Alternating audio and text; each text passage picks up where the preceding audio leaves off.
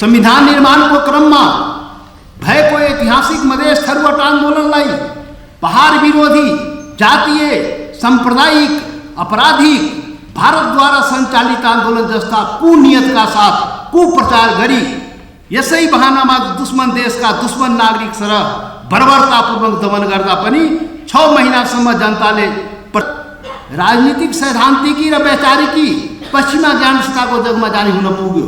यसर्थ वर्तमान नेपालको सङ्घीय लोकतान्त्रिक गणतन्त्र औपनिवेशिक छ, परशासित छ, परनिर्भर छ र यसले आम नेपाली जनताको सत्व र स्वाभिमानलाई बोक्न सकेन र सक्दैन पनि।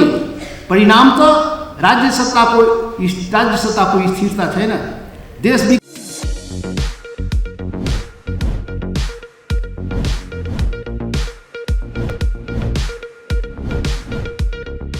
आज यहाँहरूसँग भइरहेको साक्षात्कार हाम्रो निमित्त विशेष रहेको छ। विशेष यो अर्थमा हो कि लामो राजनीतिक जीवनमा हामीलाई अनेकौं पटक यहाँहरूसँग साक्षात गर्न अवसर मिलेको छ, तर आज फरक परिस्थिति बीच मुलुकको जल्दो बल्दो तत्कालिक र दीर्घकालिक विषयहरूमाथि हाम्रो विचार सम्प्रेषण गर्न यहाँहरूसँग साक्षात्कार गर्दछौँ। वर्तमान विश्व परिस्थितिलाई विद्वानहरूले ठुलो अनिश्चितता र भ्रमको युग भनेको छ, जुन हामी माझ ठुलो अविश्वास र शङ्का उत्पन्न गराउँदै नेपाली आकाशमा पनि मडारिरहेको छ। नेपाली समाजभित्र पनि ठुलो विचलनको स्थिति पैदा गरेको छ। हामीले समग्र सामाजिक, सांस्कृतिक, राजनीतिक तथा आर्थिक पक्षहरूमा सामना गरिरहेको चुनौतीहरूसँग मुकाबला गर्दै त्यसभित्र रहेको अवसरहरूलाई मुलुकको हितको निमित्त उपयोग गर्ने वातावरण निर्माणको खातिर वर्तमान अनिश्चितता एवं भ्रमको मूल कारणको विश्लेषण गर्दै नयाँ कार्यदिशा संश्लेषण गर्नु वाञ्छनीय भएको छ। पश्चिमा ज्ञान सत्तामा आधारित आधुनिकीकरण र विकास रूपी वायुमुखी घोडामाथि सवार हुँदै संसारभरि शासकहरूले करोडौं मानिसहरूको हत्या गरे, सयौं भाषा विनाश गरे, हजारौं मानव समुदायहरूलाई पहिचान विहीन बनाए, करोडौं जीवजन्तु, वनस्पति सम्पदा, नदी, पोखरी, ताल, हिमाल, पहाड लगायत समुद्रमाथि समेत अतिक्रमण गरे र आज पृथ्वी बचाउन लगाउनु पर्ने स्थानमा विश्वलाई पुर्याएको छ। यस्तो विशाल ध्वंसकारी कार्यको नेपाली संस्करणको नेतृत्व राजा महाराजाहरू र त्यसपश्चात काङ्ग्रेस र कम्युनिस्टहरूले गरे।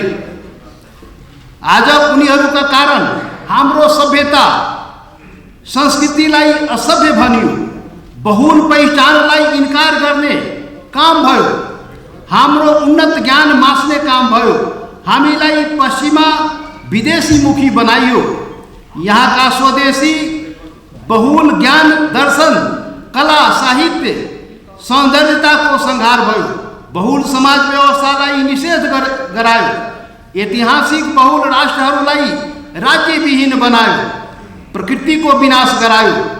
यसर्थ पश्चिमा ज्ञानले यावत समस्याहरूको सामना गर्नुको त कुरा परै जाओ, हाम्रो समस्याको सृजनाकर्ता नै आफै रहेको प्रमाणित नै भइसक्यो। अत अब पूर्वीय सभ्यतामा आधारित रहेको स्वदेशीय दर्शन मार्फत स्वदेशवादको पुनर्स्थापन जरुरी भइसकेको छ। अब हाम्रा अगाडि प्रश्न खडा भएको छ, के गर्ने, कहाँदेखि गर्ने? यी प्रश्नको जवाब खोज्नु नै वर्तमान राजनीतिको प्रमुख रणनीति कार्यभार हो।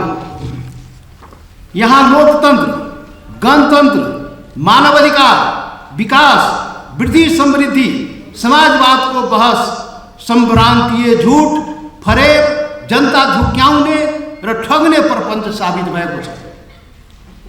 के गर्ने हो?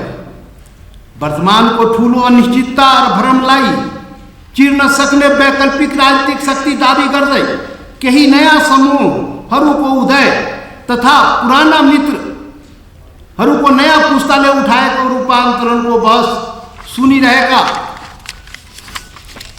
नेपाली जनताहरूले न नयाँ समूहहरूको उदय न त पुराना शक्तिहरूको रूपान्तरण नै देखिरहेको छ, बरु उनीहरू अनिश्चितता तथा भ्रमले सृजना गरेको अविश्वास र शङ्काको परिस्थितिलाई थप गिजोल्दै लाभ उठाउने अवसरवादी समूहहरूको रूपमा देखिएको छ। यो परिस्थिति तबसम्म रहनेछ जबसम्म हाम्रो प्रयत्न हालसम्म हावी रहेको राजनीतिक पार्टी एवं वर्तमान शक्ति संरचनाभित्रै वैकल्पिक राजनीतिक शक्तिको खोजीमा सीमित रहनेछ। यसर्थ हामीले हालसम्म हावी रहेको राजनीतिक शक्ति संरचनाकै विकल्प खोज्नु पर्दछ, जुन सम्भव मात्र होइन अनिवार्य भएको छ। कहाँदेखि गर्ने हो? नेपाल देशको सरहदको निर्माण, गोर्खाका राजा पृथ्वीनारायण शाहको राज्य विस्तार र त्यसपछि सुगौली सन्धि एवं नयाँ मुलुकको पुनः प्राप्तिपछि भएको हो। यसरी राज्य विस्तार हुँदा अनेकौं सार्वभौम राज्य मात्र होइन, अनेकौं संस्कृति पनि एउटै सरहदभित्र रहन गयो। तत्काल विद्रोह नहोस् भनेर राजा पृथ्वीनारायण शाहले निर्दिष्ट गरे, नेपाल 4 जात 36 वर्णको साझा फुलवारी हो, सबैलाई चेतना भया। तर त्यसपछिका कुनै शासकमा उक्त चेतना आउन सकेन। शासकले आफ्नो बाहेक सबै संस्कृतिलाई सिद्ध्याउने प्रयास गरे, असभ्य भने, विदेशी भने, अराष्ट्रिय भने, मासिन्या घोषित गरे। फकत शाह राजाहरूको शासन केवल वंशको निम्ति, राणाहरूको शासन जहानको निम्ति, प्रजातन्त्रदेखि गणतन्त्रसम्मको शासन केवल एउटा नस्ल निम्ति मात्र आत्मगौरवको सत्ता हुन गयो।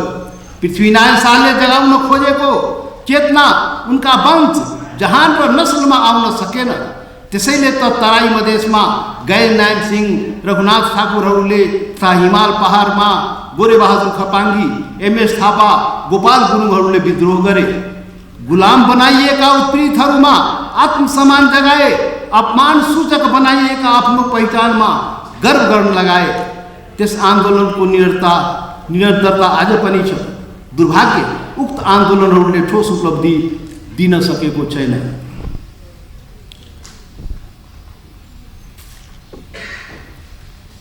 संविधान निर्माणको क्रममा भएको ऐतिहासिक मधेस थरुवाट आन्दोलनलाई पहाड विरोधी, जातीय, सांप्रदायिक, आपराधिक, भारतद्वारा सञ्चालित आन्दोलन जस्ता कुनियतका साथ कुप्रचार गरी यसै बहानामा दुश्मन देशका दुश्मन नागरिक सरह बर्बरतापूर्वक दमन गर्दा पनि 6 महिनासम्म जनताले प्रतिरोध गरिरहे, बलिदान दिइरहे। तर मधेस थरुवाटका जनताको दुःखद हार भयो। आन्दोलन तुहिन गयो। मुस्लिम, दलित, पिछड़ा वर्ग लगायतको सामाजिक न्यायको आन्दोलन पनि अगाडि बढ्न सकेन। निरन्तर आन्दोलनरत रहेका लिम्बुवान लगायत अन्य आदिवासी जनजातिहरूको पहिचानवादी आन्दोलन पनि सफल हुन सकेन। उपरोक्त सबै आन्दोलनहरू एकल नस्लीय शासन व्यवस्था विरुद्ध थियो, तर त्यस विरुद्ध गरिएका आफ्नै आन्दोलन पनि एकल यायामिक थियो। हामी पहिचानवादीहरू पनि एकल यायामिक गोल चक्करमा फँसेकै कारण विगत 4 दशक अगाडि सुरु भएको पहिचानवादी आन्दोलन शासकीय षड्यन्त्रको शिकार भई अधुरो रहन गयो। शासन पनि एकल नस्लीय, त्यस विरुद्धको आन्दोलन पनि एकल यायामिक। त्यसैले त उत्पीडनमा परेका जनताले चाहेको जस्तो राजनीतिक उपलब्धि प्राप्त गर्न सकेन, देश पनि बन्न सकेन। अब गहिरो संकथन गरी अधिकार र पहिचानवादी आन्दोलन बहुआयामिक हुनु जरुरी भइसकेको छ। अब हिमाल पहाड, तराई मधेस अधिकार तथा पहिचानवादी सम्पूर्ण उत्पीडित राष्ट्रियताहरू तथा देशका सुशासन र समृद्धि चाहनेहरू सबै संयुक्त रूपमा एकताबद्ध भई बहुल राष्ट्रिय राज्य निर्माणको निम्ति राष्ट्रिय मुक्ति क्रान्ति अर्थात् सम्पूर्ण क्रान्ति आवश्यक भइसकेको छ। नेपालमा आजसम्म भएको राजनीति भनेको आफ्नो स्वदेशीय मौलिक सभ्यताबाट परहटी पश्चिमा ज्ञान प्रणालीको दर्शनमा आधारित भएर सिद्धांत एवं कार्यक्रम बनाइए। त्यसले गर्दा स्वदेशीय जरा काटिए, परदेशको जरा समाएर बाँच्नुपर्ने भयो।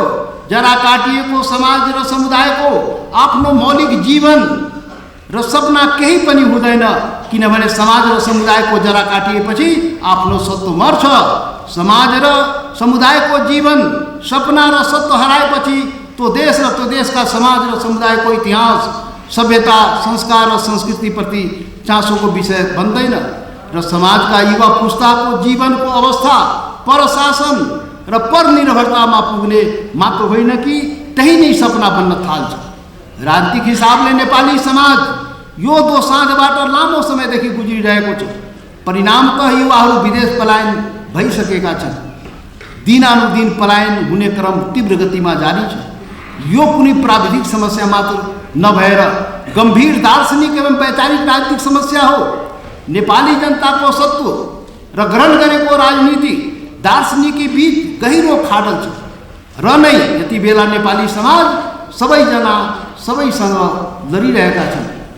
त्यो समस्या भनेको एकातर्फ नेपालमा आयातित र औपनिवेशिक मार्क्सवाद र पुँजीवादी ज्ञान सत्ताको उदयले नेपाली समाजको स्वदेशीय जरा काटिएर भएको हो भने अर्कोतर्फ नेपालको राजनीतिमा पश्चिमा ज्ञान मीमांसको राजनीतिक हतियार बोकेर स्थानीय मौलिक सनातन सभ्यता, इतिहास र मूल्य मान्यताहरू भत्काउने दलको रूपमा मूलत मार्क्सवादी र उदारवादी भनाउँदाहरू नै हुन्। त्यसैले त नेपालको संविधान 2072 राजनीतिक, सैद्धान्तिकी र वैचारिकी पश्चिमा ज्ञान सत्ताको जगमा जारी हुन पुग्यो। यसर्थ वर्तमान नेपालको सङ्घीय लोकतान्त्रिक गणतन्त्र औपनिवेशिक छ, परशासित छ, परनिर्भर छ र यसले आम नेपाली जनताको सत्व र स्वाभिमानलाई बोक्न सकेन र सक्दैन पनि। परिणाम त राज्य सत्ताको स्थिरता छैन, देश विकासको निरन्तरता छैन, सांस्कृतिक राष्ट्रवाद निर्माण हुन सक्दैन, सार्वभौम र स्वतन्त्र देशको हैसियतमा राष्ट्रिय दृष्टिकोण बन्न सक्दैन। देश र जनता प्रशासित, परनिर्भर बनाइयो मात्रै होइन, निरन्तर नेपाली समाज खण्डित भएर गइरहेको छ। हामीले स्पष्ट रूपमा देखिरहेका छौँ कि राज्य र समुदाय बीच अलगाव र सम्बन्ध विच्छेदको मनोविज्ञान तीव्र रूपमा बढिरहेको छ। यसलाई नरोक्ने हो भने देश गम्भीर दुर्घटनामा कुनै पनि बेला फस्न सक्छ। यो दलदलबाट मुलुकलाई निकाल्न अनिवार्य बन्न गएको छ। देशमा एकल राष्ट्रिय राज्यको चिन्तन सोचबाट संविधान निर्माण र राज्य सञ्चालन भइरहेको कारणले नेपाल सबै नेपालीको लागि बन्न सकेन। नेपाली समाजको सत्वसँग मेल नखाने यिनीहरूको वैचारिकी धाराशायी गराएपछि मात्र स्वदेशीय सभ्यताको आत्मिक जगमा बहुराष्ट्रिय राज्यको निर्माण सम्भव छ। नेपाल राज्यको प्राकृतिक सत्ता भनेको बहुल राष्ट्र राज्य हो र सोतर्फ नेपालको राज्य स्वाभाविक रूपले अगाडि बढ्छ नै। तसर्थ देशको